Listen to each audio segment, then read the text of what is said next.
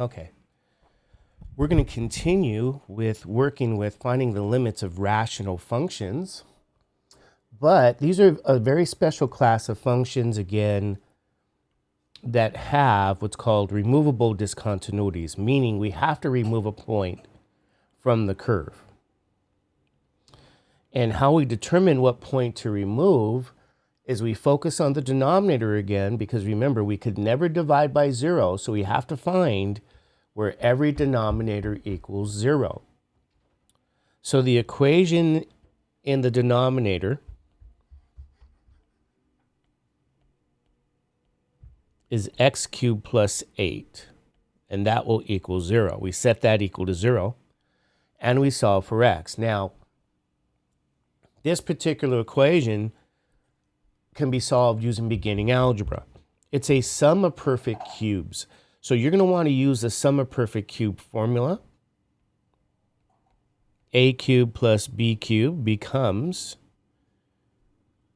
a plus b. This is the product of a plus b.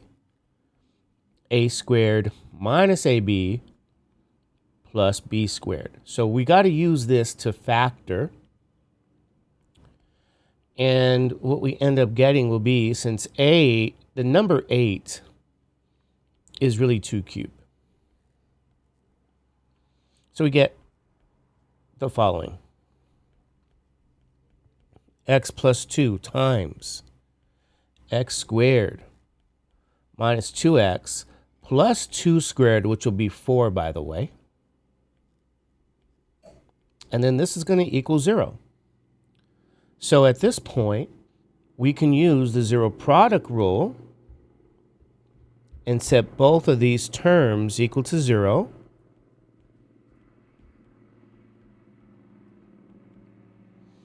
The one on the left is x is negative 2. So ladies and gentlemen, there you go. X is negative 2. That's one solution.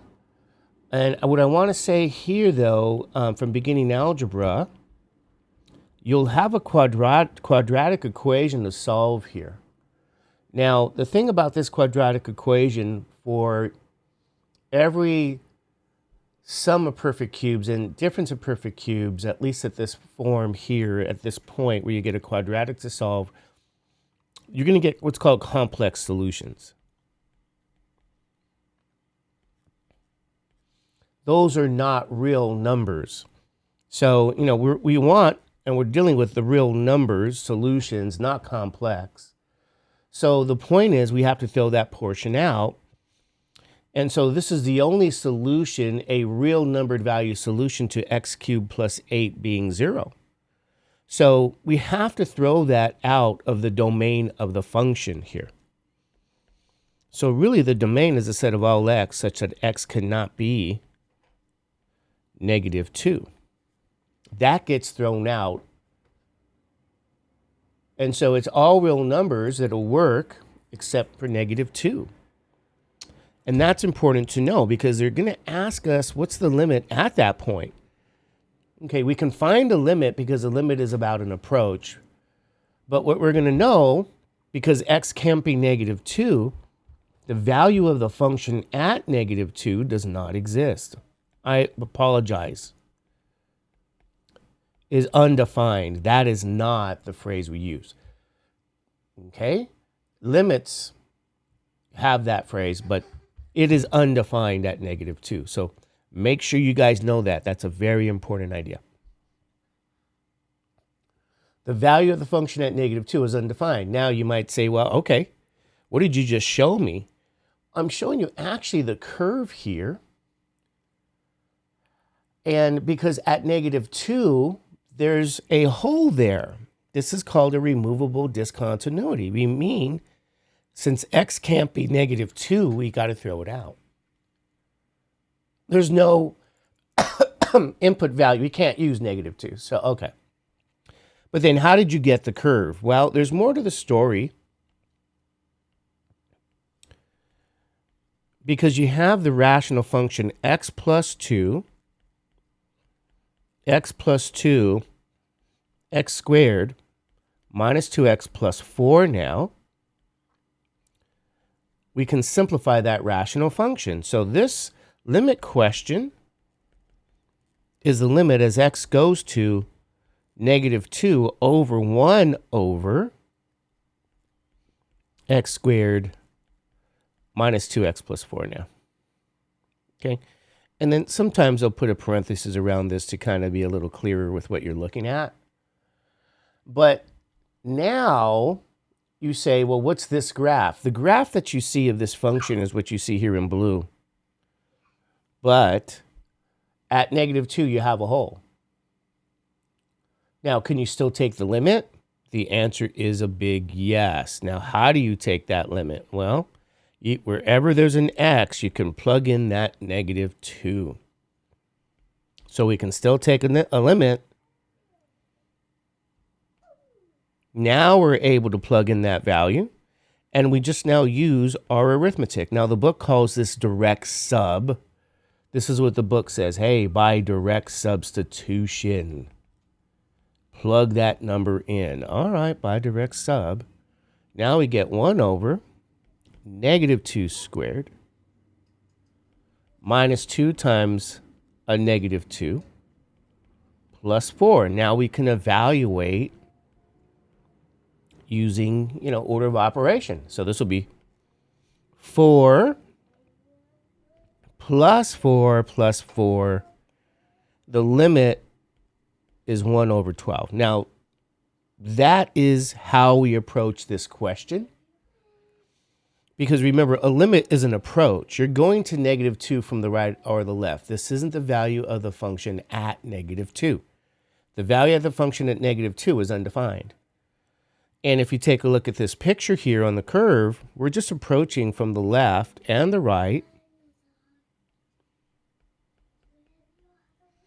a location here of a point that's not there because there's a hole there. And you say, well, where is that location? Well, it's at -2 comma 1 over 12. And remember, that's the limit value we just got. So this is a corresponding y coordinate. If it was there, and it really isn't there, because there's a hole, and this is why we call it a removable discontinuity. The function's actually discontinuous at -2.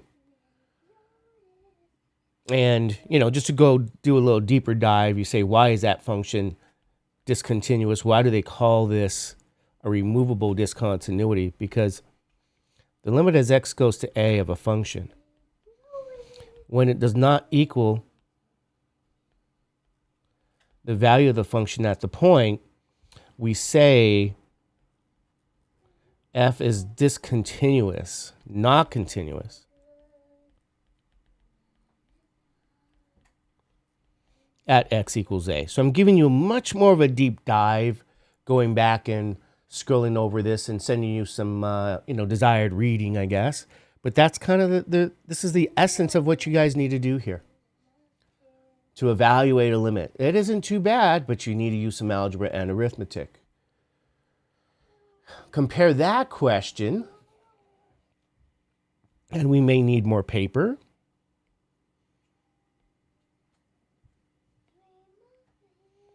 to this question in number 8. It's a very similar kind of thing. You see the curve here, again, with a hole at 2, and you go, well, what's going on now? Still, you have a rational function. You are concerned for every rational function where the denominator is 0. You can never divide by 0. So we take that x cubed minus 8 and we set it equal to 0.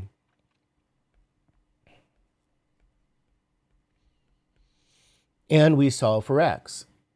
So again, we're going to try to use beginning algebra, because 8 is a perfect cube. We're going to use the difference of perfect cubes formulas, are called the difference of cube formula. When we factor, there it is. It'll be a minus b, a squared plus ab plus b squared again. So as we factor, this x cubed minus 8 becomes x minus 2, x squared plus 2x plus 4. That gets set equal to 0. So I'm going to replace this and go through the same algebra process. This is beginning algebra, by the way. And this means x minus 2 is 0. X squared plus 2x plus 4 is 0.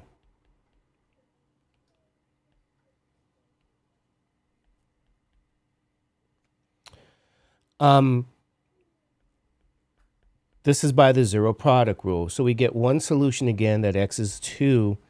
And on this side here, again, you can solve this really not by factoring. You're going to have to use the quadratic formula, but you're going to get what's called complex solutions. That is not what we're looking for. We want real numbered solutions. Algebra courses say there's no real solutions here.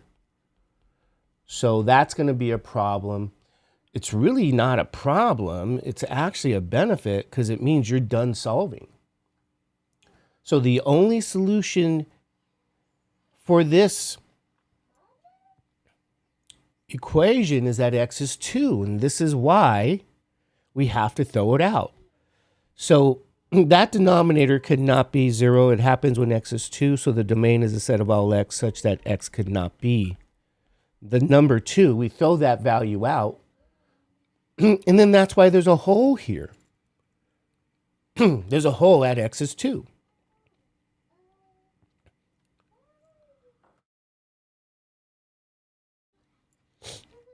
But you might say, well, how do they get this curve here? Well, they go further and they simplify the rational function. X squared minus 4 over x cubed minus 8. So let's simplify that rational function. So you have x squared minus 4 over x cubed minus 8 becomes x plus 2, x minus 2. That's the difference of perfect squares. X cubed minus 8 is going to be x minus 2. X squared plus 2x plus 4. You get rid of your x minus 2's, and you're going to be left with x plus 2 over x squared plus 2x plus 4. So when you take the limit of the rational function, since that's equivalent to what you see here with the exception that x could not be 2, this now becomes a problem we can evaluate, meaning just plug in the value of 2.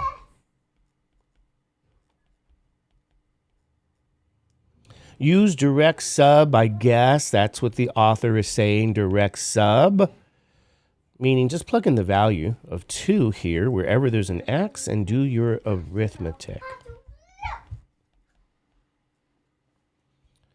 4 over 4 plus 4 plus 4 becomes 4 over 12, and that reduces to 1/3. All right, so yes, we can evaluate the limit, although the function is not defined at 2. So we got 1/3 here to share with you guys in that picture. As you approach to the left, just like as you approach to the right, the limit question is you're approaching this location of x is 2, y is 1/3, but that point was removed. This is why they call it a removable discontinuity. The function's not continuous at 2. However, the limit is 1/3. And this is how we deduce that answer. This is the process. That limit is 1/3. Go back again. I want to emphasize this extremely important detail. the value of the function at 2 is undefined. Undefined.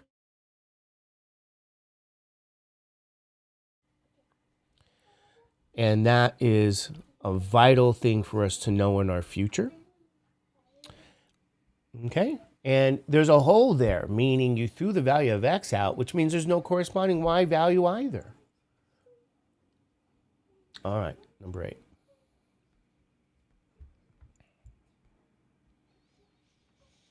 Okay, let's take a look at number 9, which is going to be interesting. I think we're going to need some scratch again.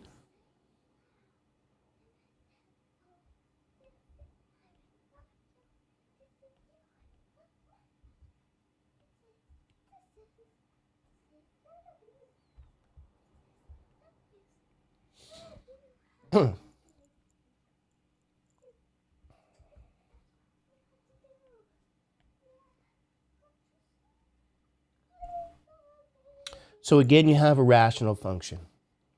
Think about this again. We got to be careful.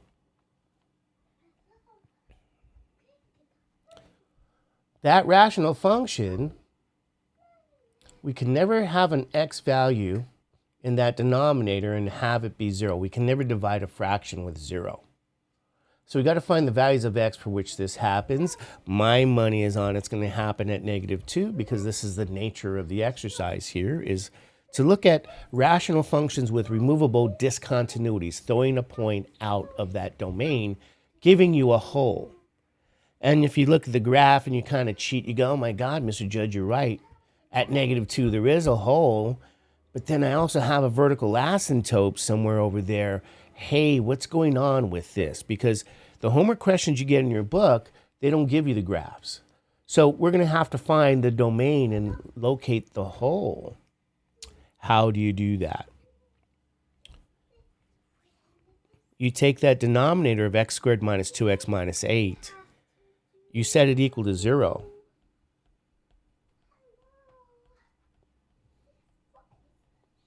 And you solve for x. So you're going to be doing some algebra here. And then the question becomes, well, how do we solve that? You solve that by factoring and using the zero product rule. So I'm going to get out my purple. Anytime I do some algebra, I like to use that purple. And I'm going to use the crisscross method. I have a video that I referred to in class you guys can watch on solving, quadratics, I guess, using the crisscross method. But I'm going to mention here that this is the A value, B value, and C value. You take A times C, which will be 1 times -8. This number times this number, and that's going to give you -8 here. 1 times -8 is -8. So I'm just going to write down this product here is -8. And then I just have to look at the B term, that constant in the B term there. That B term is -2. So I'm going to label this sum. This is the crisscross method of factoring. You're welcome to use any other method of factoring other than AI and calculators, right?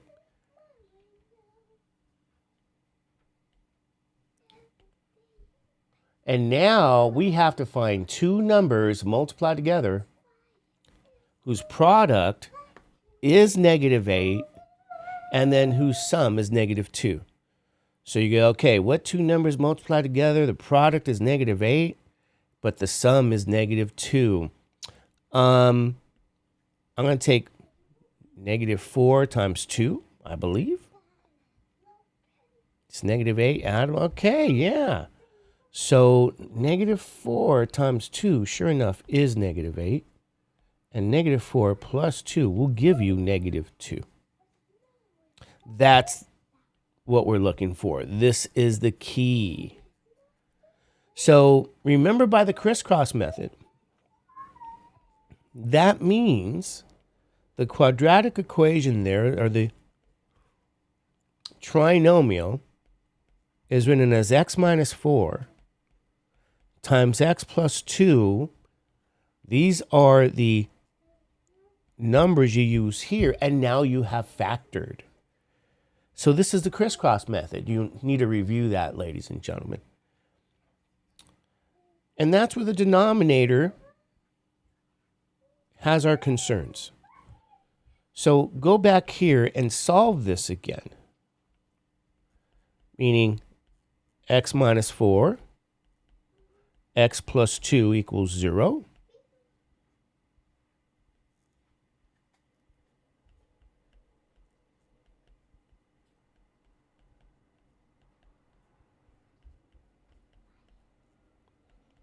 You solve those for x, and there you go.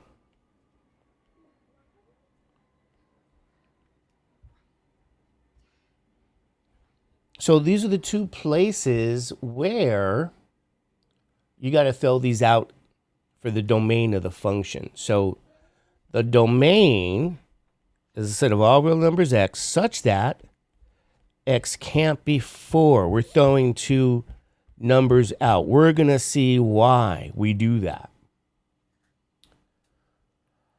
But in this case, you don't just have a quadratic in the denominator, you have a quadratic in the numerator. So you got x squared plus 5x plus 6. Now I'm going to do the crisscross method here really quickly for you guys, because the product now for that numerator, 1 times 6 will be 6. The sum will be 5. I'm looking at these two things. So you go, okay, 1 times 6 is 6. All right, that b term is a positive 5. Okay. Product, sum. What two numbers multiplied together is a positive 6, but when added is a 5? Well, that's 3 and 2. So dust off your favorite factoring technique, because the numerator here is factored as x plus 3 now times x plus 2. Okay. Let's put everything together. We factored the numerator and the denominator. So I'm going to write this down. My numerator is x plus 3 times x plus 2. The denominator, when factored, was x minus 4 times x plus 2. So we are simplifying x plus 2. So we're simplifying this rational function. Okay, right up here, this is what we're given. But we know already, hey, we got to throw out two numbers. X can't be 4, and x can't be negative 2. Let's see again in more detail why. All right. Simplifying your rational function, what did you throw out? You threw out the x plus 2. What did you keep? What does not cancel? You got this x plus 3 over the x minus 4. So what does this actually mean? Well, if you solve that denominator for 0 here, like we've been doing, we already know we have a problem here. This is where your vertical asymptote is going to be. You say it happens where x minus 4 is 0, or where x equals 4. So the simplified rational function has the vertical asymptote, and the removable discontinuity, the point you throw out of the domain, happens when x plus 2 is 0, or x is negative 2. That's the point that got thrown out. I want to kind of emphasize that. It's a big deal here. Okay, we know we're canceling, but okay. So in your picture, at x is 4, you have the vertical asymptote.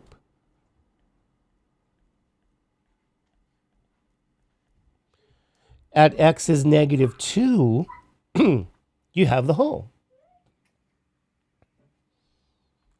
This is at x being negative 2. I'll put it up here. Okay? And that's the analysis of this. But we haven't even evaluated the limit yet, but notice we have to do some algebra just to get there. So x plus 3 over x minus 4, we're really now looking at the limit as x goes to negative 2 of x plus 3 over x minus 4. Use, as the book says, direct sub. Replace x with negative 2. So you get negative 2 plus 3 over negative 2 minus 4. Because that gives you 1 over negative 6, or simply negative 1 what? 6. And there you go. Negative 1, 6. There it is. So that can kind of make some sense, I think, to remind people that down here, negative 1, 6, the whole happens at negative 2. You know, the point that was removed, a removable discontinuity, is what you guys see here there, okay? That point is gone. Now, let's emphasize. The value of the function at negative 2 is undefined because there's a hole there. The value of the function at positive 4 is undefined because you have a vertical asymptote. And I'll say here you have a hole. Let's emphasize those two ideas. You really need to know this in the calculus course. You need to know the difference. Difference between a hole being a point not on a curve and it was thrown out, and the difference between a vertical asymptote, the line that you never cross. But this is all the algebra behind these questions that you guys need to know how to do. So I would recommend you review factoring if you're going to do this limit question, and that brings you up to sort of some of these questions in the book as you guys see. All right.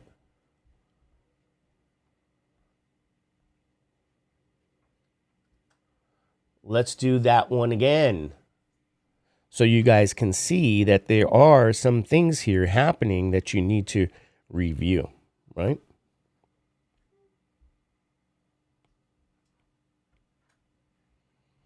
So you might say, well, what do I need to review? Well, you have a rational function, okay? There's your rational function. You have to know two things. Where is that denominator equal to 0? So you got to solve that equation. I think I can factor that. Again, x squared plus 6x plus 5. Let me write this down here. Let me do this if you want. We can consider the fact that we have to really probably factor what? We're going to really factor both of those. But we're going to solve the denominator. But we got to factor both of these. So you could use the crisscross method. I'll go through that again one more time. But, you know, if you're good at factoring in your head and using the trial and error method, then good for you. Try that out. If you need the crisscross method, try that out. Okay? You even have other methods of factoring. Just don't use AI in your calculator because, you know, you want to use your brain. You're starting your calculus career, and if you think that the rest of your program doesn't have algebra and trig, you don't really know what's going on. It has algebra and trig. So you're here to review, and reviewing is normal. X squared minus 2x minus 3.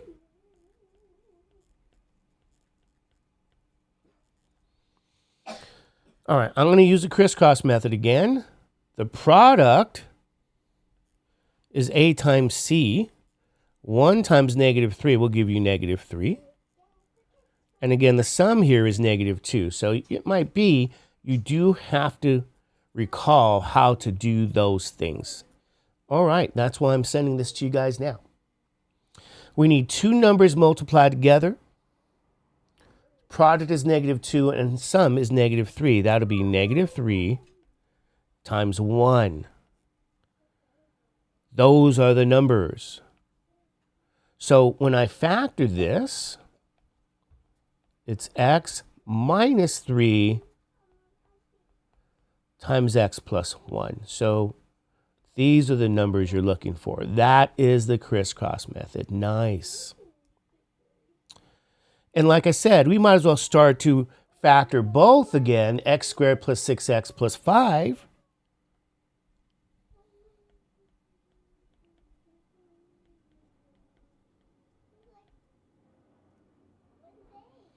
And repeat the process. The product is positive 5, and the sum is positive 6. Okay? I think we used orange. A times C, B.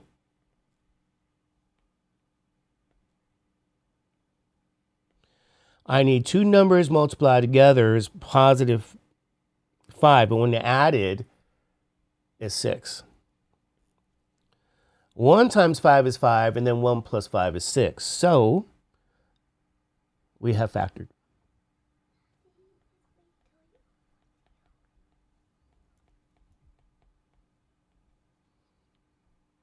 Factored by the crisscross method. So I did want to review a little bit of that this morning for you guys. Now let's put this stuff together. Remember,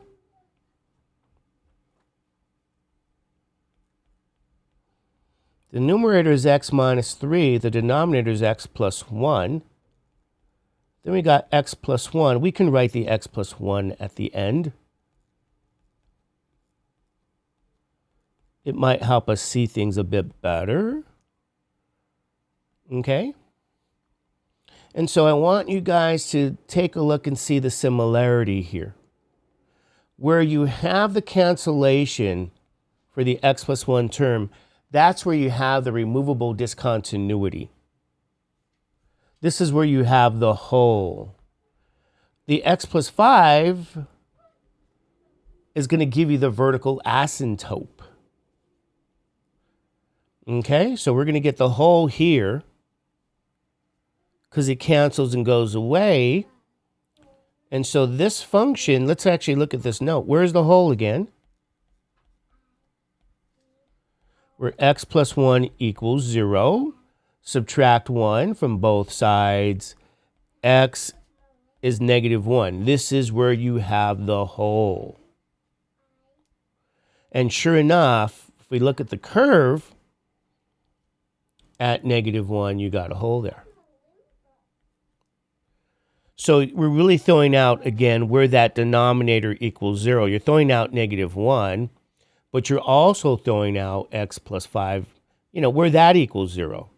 So we're going to look at, this is where the hole is, and the vertical asymptote happens where x plus 5 equals 0. It's a rational function.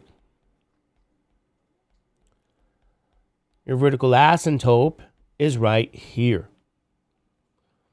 At x is negative 5. It's a rational function, meaning what we have here left is a rational function. We're simplifying that fraction. All right. And that kind of looks pretty good to me. Just kind of showing you guys how to go about this in maybe a little bit more efficient way. But as you start to get more practice, you can see what's going on.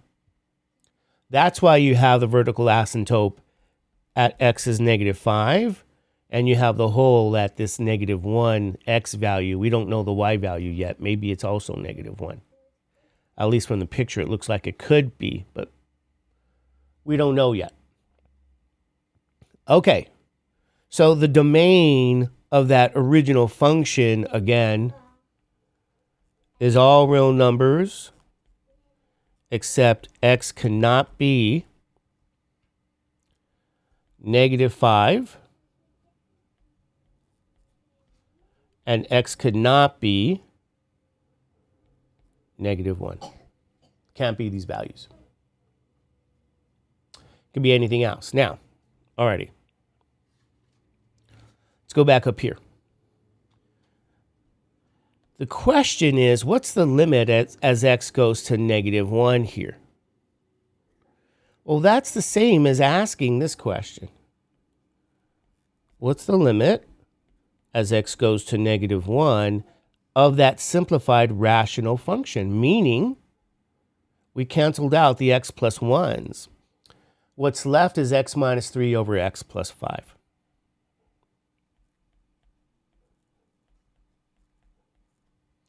We can evaluate this function now by direct sub, by simply plugging in the -1. And we end up getting -4 over +4, which equals a -1. So our observation on the graph is correct. We are approaching the y-coordinate value. This is -1, so -1, -1 is the location of the hole, the portion of the graph that's missing. And so as you approach from the left of that curve,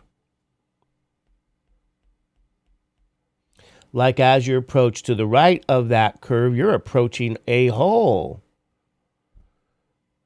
where the y-coordinate value is -1. And that's, ladies and gentlemen, the limit answer. So you're going to need to do some algebra and arithmetic to deduce this answer. I'm giving you a complete illustration of this. I want to emphasize another idea. The value of the function at -1 is undefined. The value of the function at -5 is also undefined.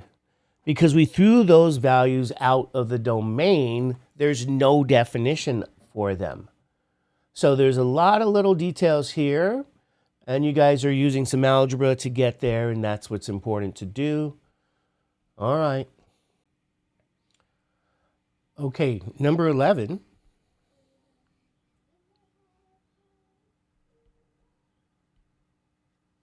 We want to go through the process of evaluating this limit. But as you guys can see, we're going to have to factor both of these polynomials. So I'm going to use the crisscross method to factor these.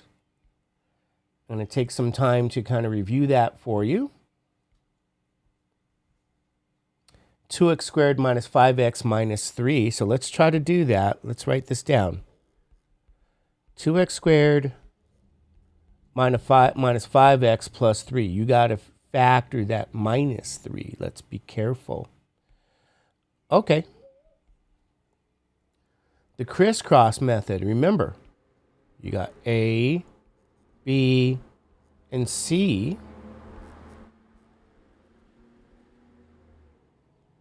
We're going to take the product here of those two numbers.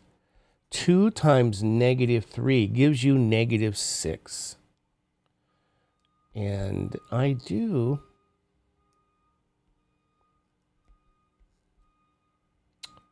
and then the sum will be -5. So put that right over here. All right, now with the crisscross method, I want to remind people here, we got to be careful. Pay attention to the value of A over here being 2. So I'm going to notate that A is 2. We're going to see how that works, if you recall, from the crisscross method.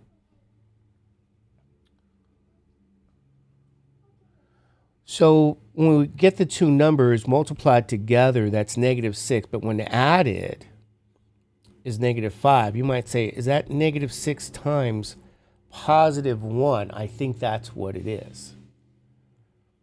So before, when the A value was 1, in this case A is 2, we would just simply say,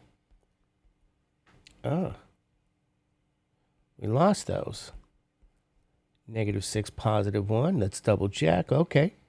In the past, we'd just say, oh, the answer is x minus 6, x plus 1. Well, that only happens when A is 1.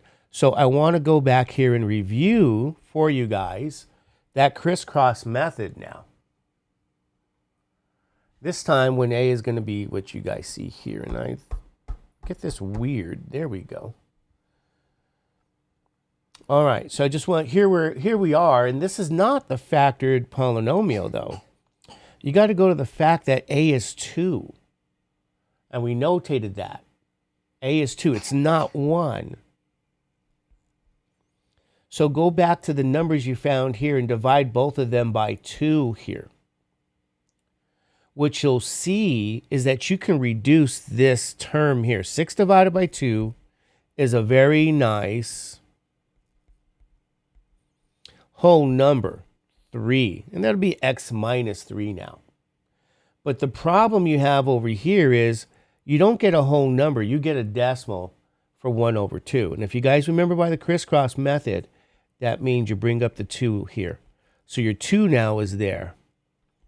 So this is 2x plus 1. This is the factor method by the crisscross method. Now you factored this term here, which is what we're looking for.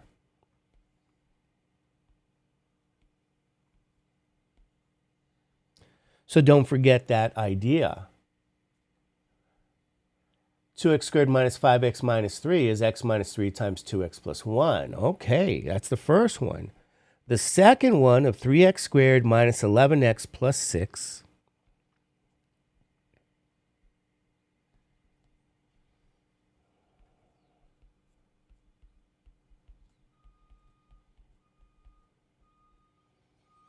by the crisscross method,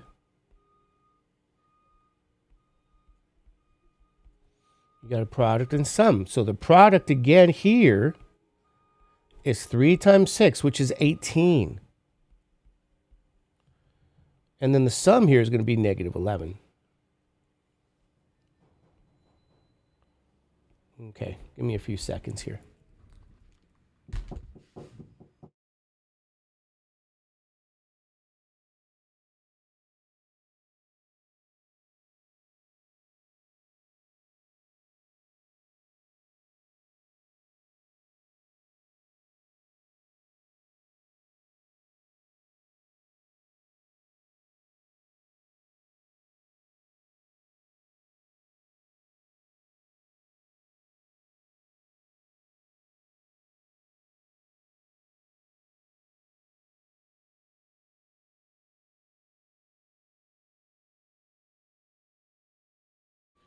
All right, apologize, I'm back.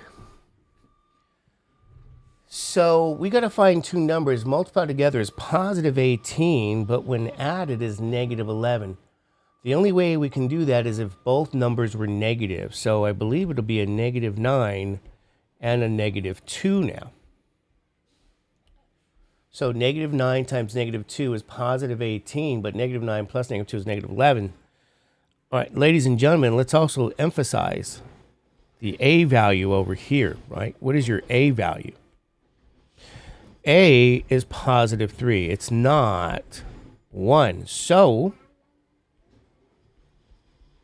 you got x minus 9, x minus 2. Again, now use that A value to divide the two numbers here. And where you get a whole number, that's what you're looking for. So 9 divided by 3 is a nice whole number like 3. I know that's minus, but okay. And 2/3, there's a problem here. So that's going to give you a decimal value. So we're going to move that 3 up here. So that 3 goes here, and we're now left with x minus 2. So this is the crisscross method. We have now factored. So use your favorite factoring technique as long as it's not AI, because, you know, on a test, you guys have to be able to do that kind of stuff. So, okay. All right. So what does this mean here?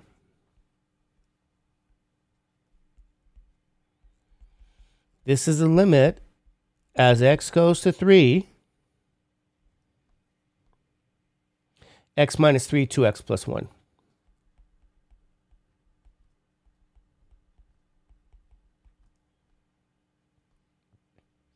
over x minus 3, 3x minus 2.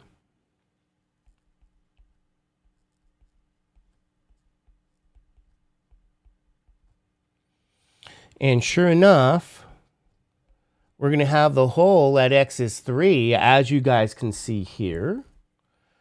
And you're really left with this function here where, you know, the denominator is 0 at x is 2/3. So you have that vertical asymptote, stuff that we've been seeing here. You know, maybe it looks like this over here. Okay.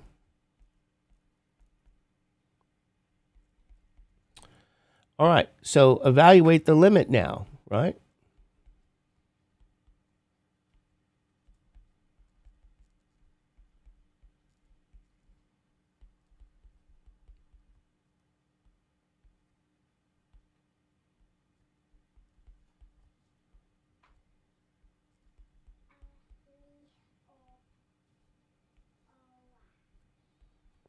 Plug in your 3.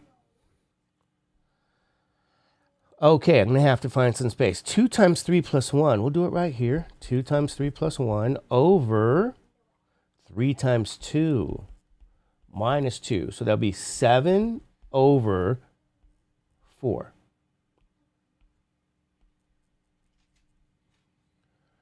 Okay, you do the arithmetic here. 7 over 4, and then that's the limit. Okay, crisscross method.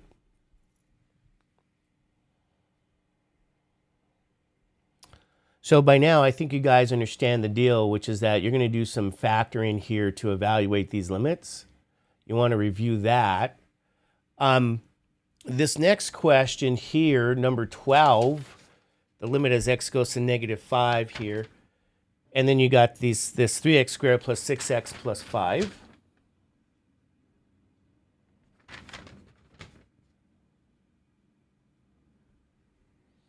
And you got 2x squared plus 9x minus 5. So to say to people, yes, you want to do some factoring here. We have removable discontinuities.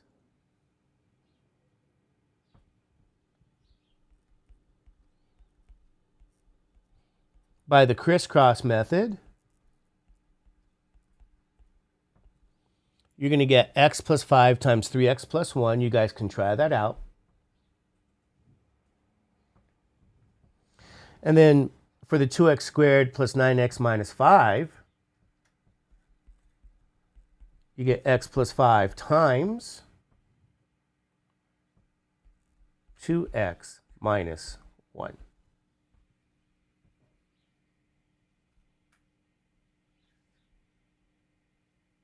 So what you'll see is that those terms cross out, and this will be the limit now. X goes to -5. 3x plus 1 over 2x minus 1. And that's going to be as x goes to -5 here. Okay, so 3 times -5 plus 1 over 2 times -5 minus 1.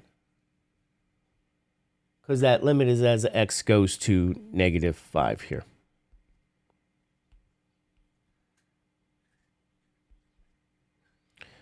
All right, 3 times -5 looks like that'll be -15 plus 1.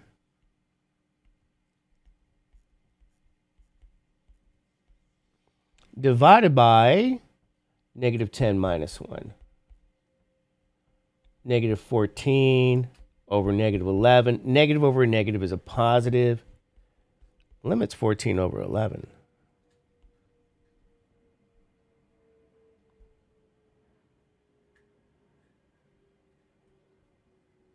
So what you're seeing over here is at -5, the whole removable discontinuity is at positive. That's a positive value, 14 over 11 here. Just indicating that whole here, this point, right? It's not there. So there you go, ladies and gentlemen. Number 12.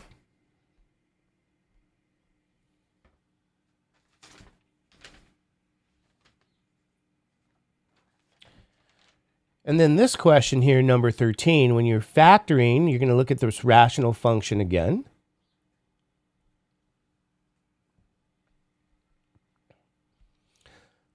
Factor both numerator and denominator. X plus 5 times x minus 5. That's the factored numerator. The denominator will be x plus 5 times 3x plus 4. So, cancel. And this becomes the limit now as x goes to 0 of x minus 5 over 3x plus 4. So I'm kind of going through the whole process you guys would want to use here. And now we can evaluate the limit. Just plug in 0 for your x value, and we end up with 0 minus 4 over 3 times 0 plus 4, negative 5/4.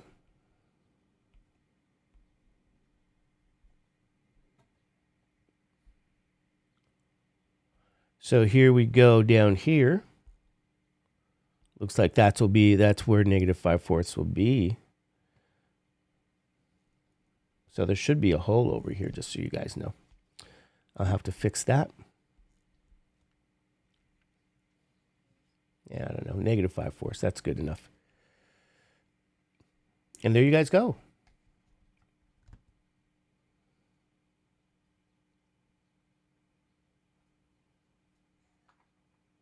Actually, there is no hole there, so it is correct.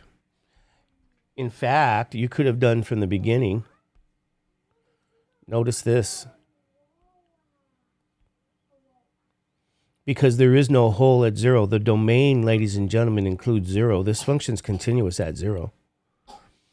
Notice if you just plug 0 in the first place, you get negative 25 over 20 doing the arithmetic, which is negative 5/4 as well. So the function turned out to be continuous at 0. We still simplified it, which is fine. But my point is, yeah, there is no hole at 0 after all, looking at this a little bit more closer. So there's the details, everybody. And I hope you guys enjoyed the presentation. I'll send it to you. I went a little longer for that because I wanted to review some factoring techniques. And that is that. All right.